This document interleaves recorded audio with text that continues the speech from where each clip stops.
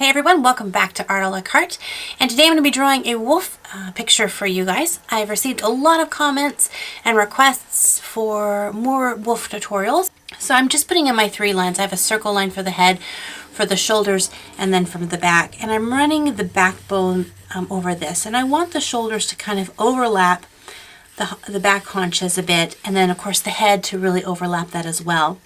The head I'm bringing down a little bit lower because as it's stalking, the wolf's going to want to make itself as invisible as possible. So it's going to bring its head down parallel to where it's under, like the belly is. Sometimes they'll even get down as low as to crawl.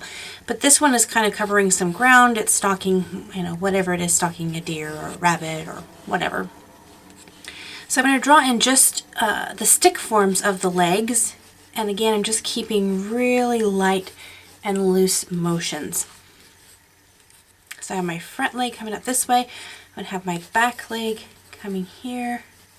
Now, because I drew this really lightly, I can go back and change things. And I noticed that my back haunches are higher than my shoulders. I really want my shoulders to kind of have that focus and that power. So I'm going to bring down the back haunch line a little bit. So on the front of the head, I'm going to bring the line down along the center of the head. And then I'm going to bring it out for the snout. Sometimes it helps me if I cut into a circle and then I bring out a small portion here for the tip of the nose. Then I can simply just kind of round those around and kind of figure out where everything goes a little bit easier. I say this a lot of times in my drawings, but there's not one specific way to draw. Every artist has their own way of doing things. Their own way of setting up a drawing, and you just have to find and try as many different styles and techniques as you possibly can until you ultimately find the one that works best for you. So don't get frustrated if something doesn't work for you. Just try out different things each time. See if you can find the techniques that work for you. So I'm going to put his ears in, and I'm not putting him at the very top of the circle. I'm putting him kind of down a little bit because I want his head to be down, and they're not totally pointed. They're kind of just a rounded triangle. And of course they're up really high. He's very focused. And there's a good space in between them. And I'm just going to draw out the shape of the rest of his hair with his fur, which is kind of also a really kind of interesting rounded triangle there. Okay, I'm going to go ahead and put his eyes in. And I kind of made just some little indication of where I want the eyes to be. And wolf eyes are very round.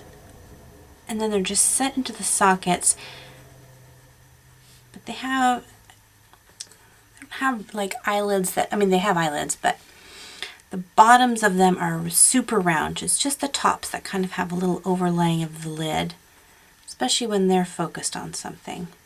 Now as you're drawing this and you're working through this, really check your guidelines, check your reference photos. And the reference photo that I'm using here comes down here, and the muzzle doesn't come out quite as far. It almost is a little bit shorter, and so I'm realizing I've made my snout just a little too long.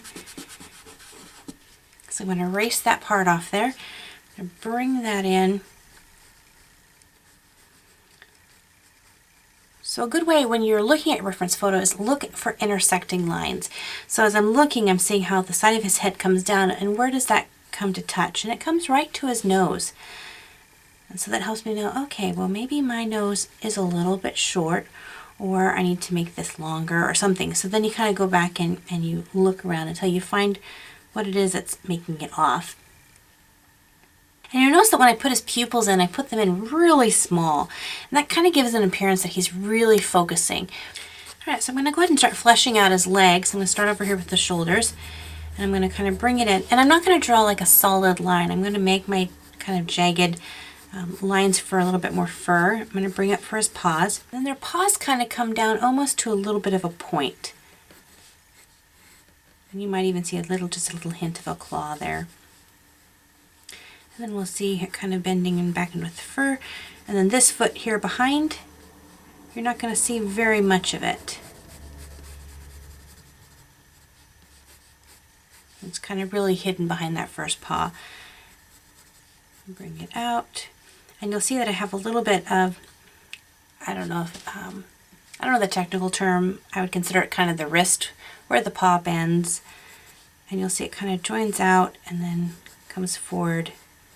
So it has this, it's not flat-footed, it has a little bit of arch to it and then up. So now we're going to go ahead and move on to kind of the sides of the wolf, and I'm going to, instead of just drawing it straight back, I'm going to follow kind of a curved line as if there was the belly of the wolf. I don't want to make him a totally fat wolf. He's fluffy, but I don't want to make him kind of fat. So I'm going to bring that around, and then I can bring his back leg in. And the reason I'll bring this line around is because it kind of puts a dimension. It doesn't make him look completely flat all the way through. He's got a dimension with his shoulders, he has dimension with his rib cage, and now he has dimension with his back hips and legs and things like that. And so by bringing these lines around like this, you're helping break that up. It's not just a flat surface. So it's going to come down to very thin towards the back of his haunches.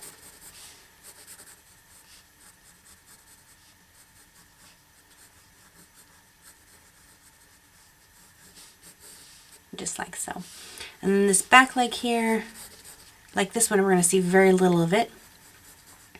Just the back part of his paw there. Alright, and then his tail.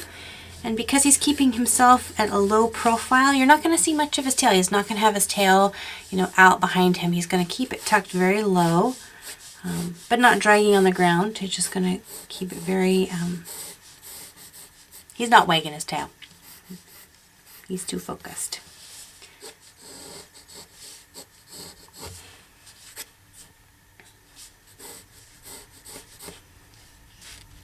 Alright, so we have the main sketch of how we want our wolf.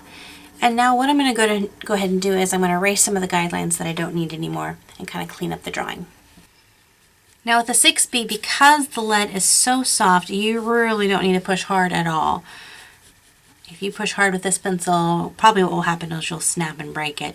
But what's nice about it is it just makes it easier for you as an artist to do this because you don't have to push hard with this pencil. It does a lot of the work for you as far as pressure work.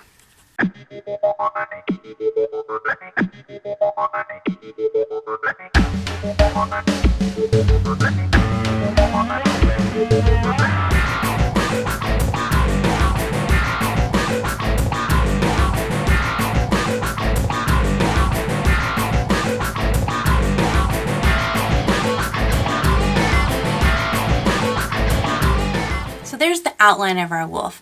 So what I'm going to do is I'm going to take the side of my pencil and I'm going to go back over now and I'm going to add some shading where I want some of the darker fur.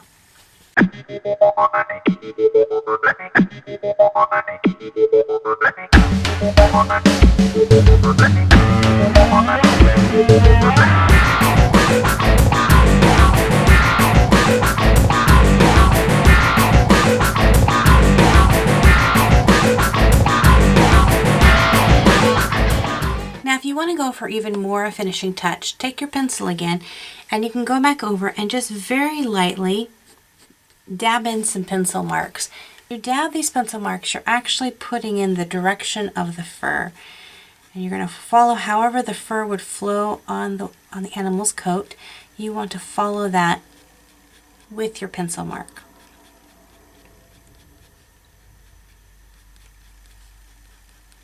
Just ever so gently.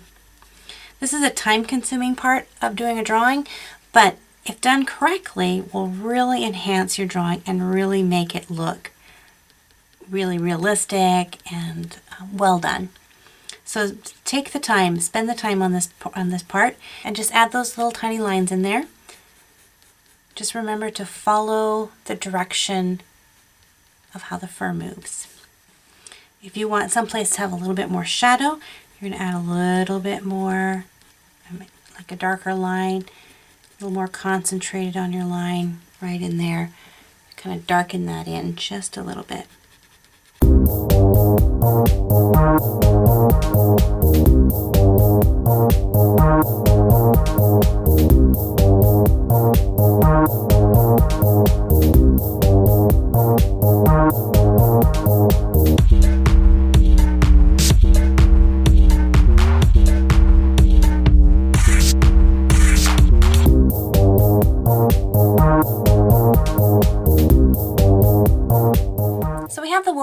shaded in, and I want to show you just a few more tricks to really making this a nice completed picture. So trick number 1 has to do with the eyes. Now I added a little bit of shading in there with my blending stick, but I'm going to pull in just a little bit more. And if I can't get it off my blending stick, I'll very lightly just tap it in with my pencil. And I want to have it be up near the corner top part of the eye, because as the light comes down, it's going to cast a shadow in there, and it's going to just give a little depth to the wolf eye. I don't want it to be as dark as his pupils. So I'm going to shade that out, blend it out a little bit. And you can always kind of shade around your shine just a little bit to kind of make it a little bit more distinguishable. Just like that. But adding just that little bit of shine really does a little pop. And then my last is I'm just going to darken in that pupil just a little bit more. So they're just really nice and dark pupils there. Alright, so we have a completed wolf. And the only thing left to do is to sign your name. And voila! Well, I hope you enjoyed this video and maybe learned some new things about drawing wolves or dogs in general. Have fun practicing that out, and I would love to see what you do. So check the links in the description box below to see places where you can post your artwork. If you're new to my channel, please hit that subscribe button so that you won't miss out on any future art videos. I have lots of different things, not just wolves. We do all sorts of animals, people, cartoons, pretty much whatever you guys request the most is what I try to do for you guys. So thank you guys for leaving those comments and suggestions. It really helps me out a lot. Also helps me out if you hit that like button and if you share this video with your friends and family across the social media. So thank you guys so much. We'll see you in our next drawing video. Until then, God bless you guys. Have a great day and we'll see you next time. Bye-bye.